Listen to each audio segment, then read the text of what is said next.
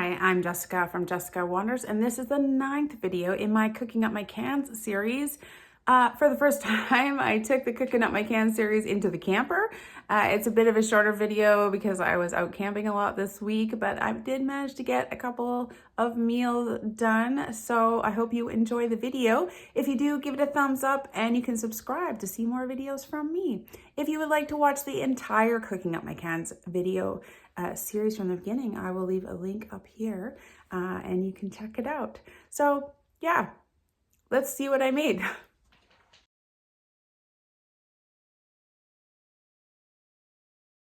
We are out camping, and this morning I've got this leftover pulled pork. I've got this harissa sauce to kind of slather on top. Got lots of this pulled pork left. Pulled pork and eggs.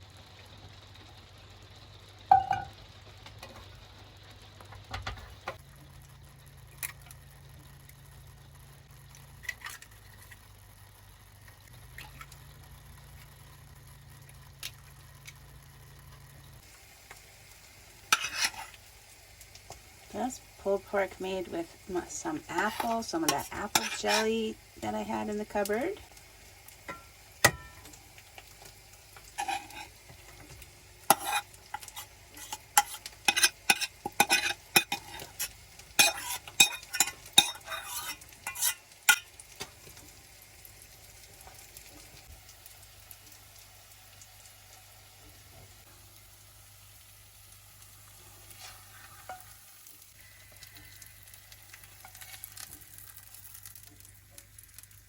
There we go. And then I've got that very nice harissa sauce that I can slather on top of that. Red pepper spread. It's got lots of peppers from the garden, lots of spices. You can just kind of dip it in there on your egg, with your pulled pork. Pulled pork and eggs with harissa sauce paste, I guess. Camping. It's good to be cooking in the camper again. I might have overcooked the egg. Oh, this one's still runny. Oh, that's nice. There you go. That's the perfectness. A little bit of pulled pork. A little bit of egg. A little bit of harissa. And you're good to go.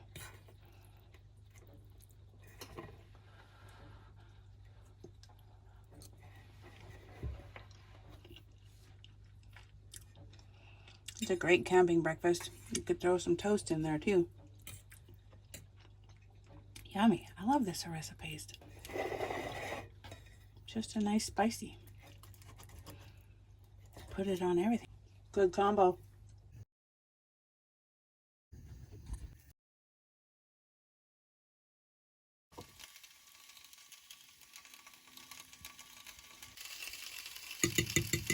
I think I'm going to add some more of that harissa sauce to these eggs like I did.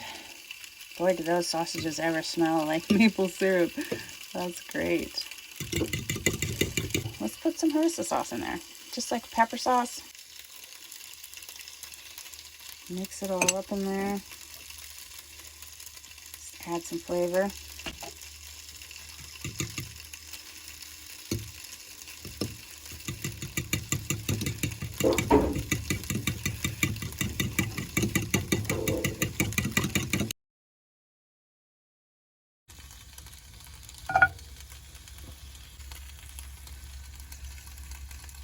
I love being back camping, cooking in the camper.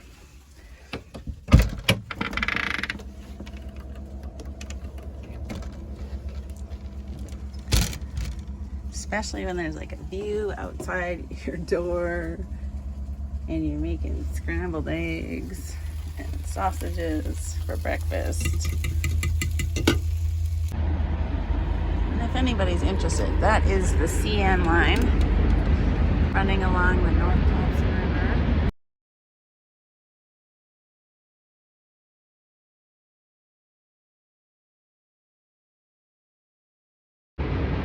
If you take the Rocky Mountain Rail, I think through to Jasper, and the beautiful view cars, this is the line that runs along the North Thompson River. Rocky Mountain here, look at that.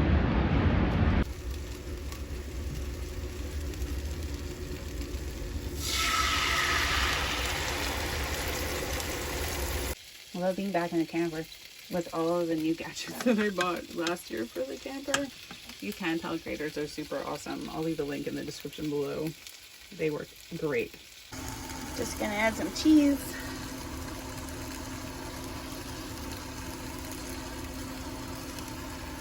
Yummy. Oh, I'm obsessed with these new frittatas that I've been making. They go so much better than omelets for me. And I'm loving this harissa sauce in the eggs. It's really good. Just a little bit of heat. Just gonna cook that a little bit more. I know, I consider frittatas things that you cook in the oven. Someone made that comment. I agree. That's what I've always thought of them. So what do we call these things that I'm cooking on the stove top? If you don't call them frittatas, if you call them something else. But they're really, really working out for me. Low and slow. Just let them cook gradually so they don't burn, and it works wonderfully. I'm really enjoying it.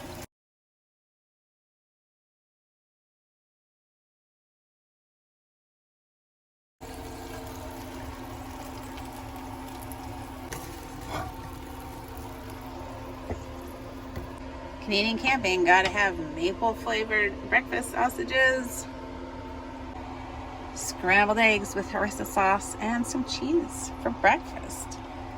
This won't be bad. It's taken me a while to use up that harissa jar, but it'll happen. This looks lovely.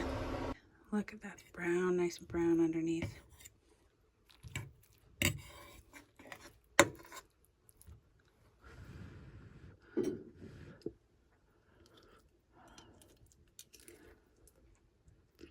So hot. And yummy eggs. Man, I like that harissa sauce in the eggs. Fabulous. It's hard to eat with one hand. I'm loving life in the campground this morning.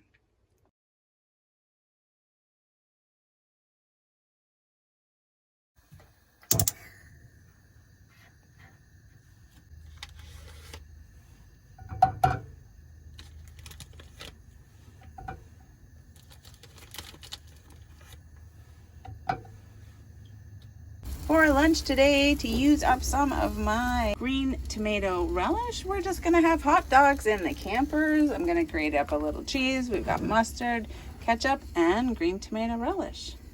Camping food.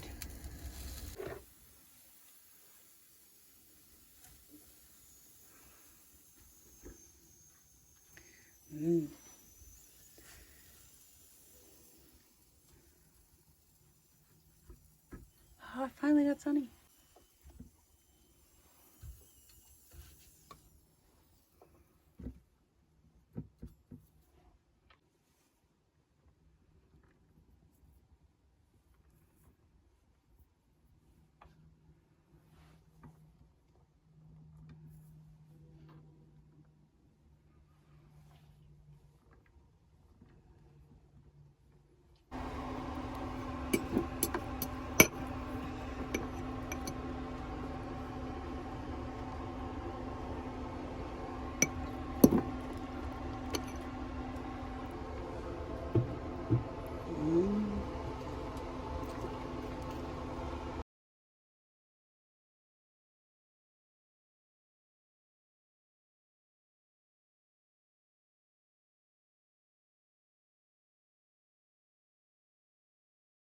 For a couple of dinners and maybe some lunches, I am going to do up this third of a pork loin in my slow cooker. This is my crock pot, I guess, slow cooker crock pot. It's just a small crock pot. I'm gonna use this pork loin. I've already patted it dry. I'm gonna try to cut off a bunch of the fat. And then we're gonna put it in the slow cooker. I'm gonna fry up some onions and garlic. I've got cayenne, brown sugar, apple cider vinegar, oil, Worcestershire, Dijon. The recipe that I'm loosely trying to follow doesn't ask me to fry the meat first, but I might actually do that anyways before I put it in the slow cooker. What I'm trying to use up is apple jelly. An apple jelly pulled pork slow cooker pork recipe. I've never done this recipe, so I hope it is really good because I think that we're going to end up taking some of it on our camping trip. If you have a saute function in your slow cooker, You can use that, but I don't have that. So we're gonna fry up the onions first.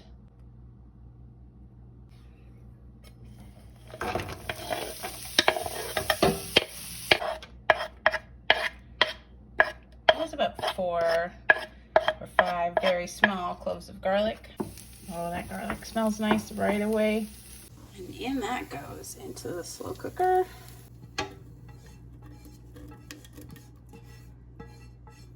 And I'm gonna use the same pan to brown the pork tenderloin.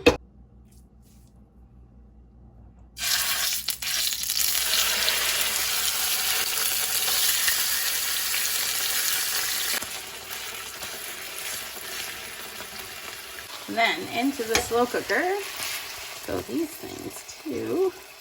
Not very brown, not as brown as I had maybe hoped for, but I'm done with this splattery mess. There we go. I cut it in half so they would fit better in the slow cooker. Oh, and I forgot that we need ketchup too. We need 3/4 cup of ketchup. We're just gonna start loading up the slow cooker with all the ingredients. So there's my 3/4 cup of ketchup. And we're gonna open up this wonderful apple jelly. Very nice. 1/3 cup, like a heaping 1/3 cup. Oh, look, it's so apple jellied. It's awesome. This is a 1/3 cup measure.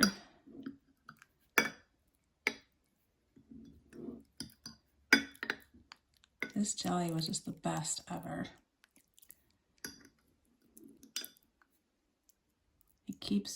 I keep jams and jellies for a really long time, but at some point you gotta say, hey, I gotta use this up. Oh, this would be really good in those thumbprint cookies. Everybody has been suggesting them, but of course I've had them before. I just haven't made them in a really long time. Okay, this is my heaping 1/3 cup of jelly for the slow cooker pork. And it goes. If it was me, I might have mixed up everything in a bowl first and then poured it all over all at once.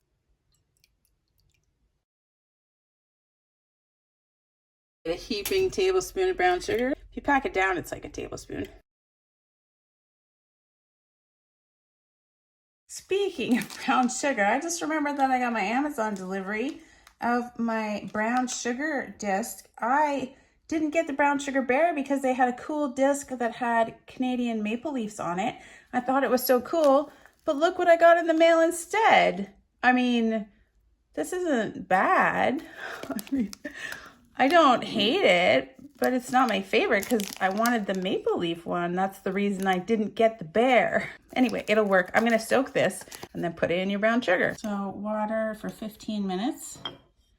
And then we take it out, pat it dry, and put it in the sugar. Oh, I really wanted the Canadian one. It'll keep it soft for 3 months. There was a lot of suggestions about how to keep your brown sugar soft. Actually, I don't bake very much of it at once, so it doesn't really harden very often. So it's not too much of a problem. But I remember having this, the brown sugar bear. I like this one. It's very gardeny. That'll do.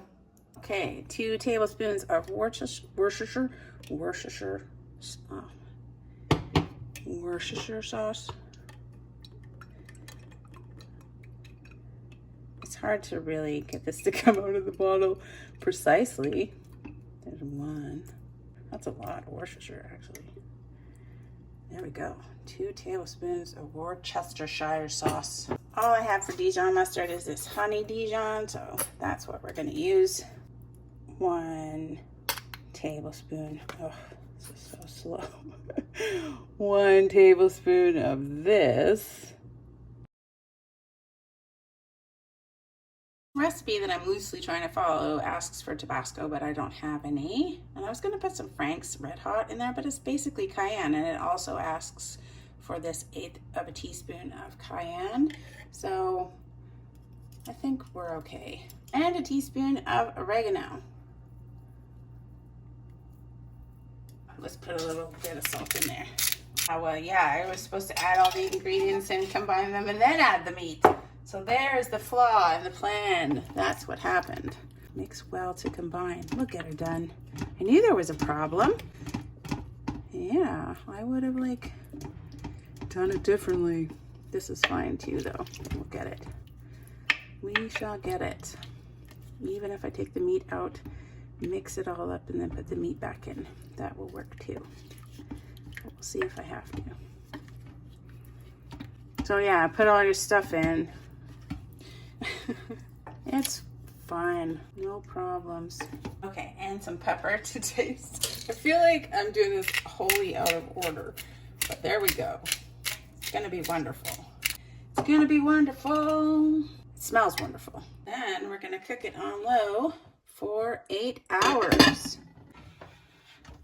That's what we're gonna do.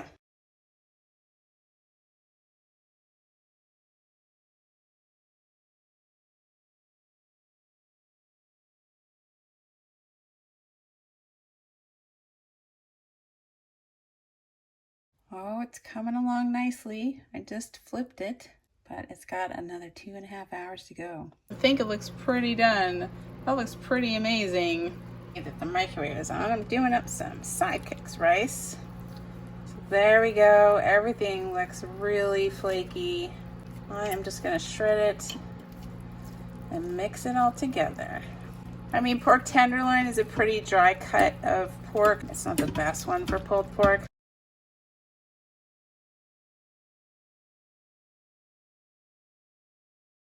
It really smells amazing in here, believe me. It doesn't smell a ton like apple, but it does smell like pretty sweet.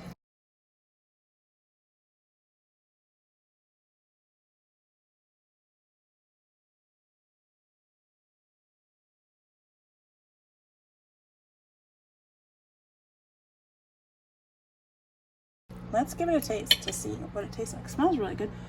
It's super hot. Oh, that's nice and sweet. Just for my taste, it could have handled a little bit more cayenne. Well, but a little kick at the end. That's not too bad. Maybe more apple jelly, just to give it more appley flavor. I'm being picky. I'm gonna eat the heck out of this. All right, you guys, so many people suggested like jams and jellies as glazes for meats. I'm sorry, I'm still running the microwave because sidekicks always take longer than you expect them to. Yeah. Everything's getting cold, waiting for the sidekicks. Anyways, of course, Rhonda Aki suggested apple jelly with pork specifically. I mean, not a slow cooker meal, but Rev BTB does it. Jams and meats and jellies and glazes.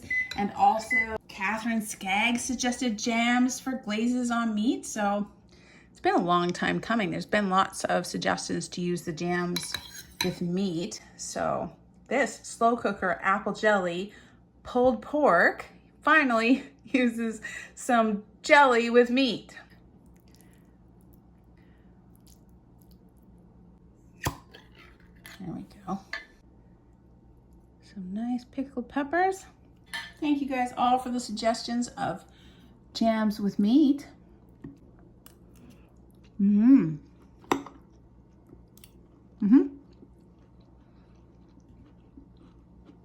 Yeah, it's good with those pickled peppers as well. That made quite a bit.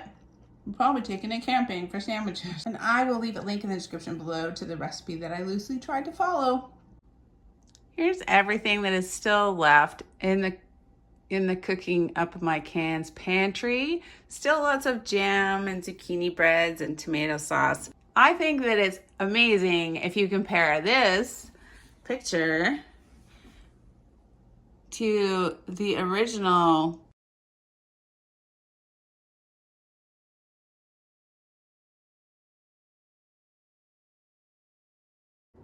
So I think that's a pretty good accomplishment. That's a lot of jars. I have a lot of jars to fill. It's quite a comparison between how many there were and how many there are now. Cheers to me, and thank you, you guys, for all of your awesome suggestions.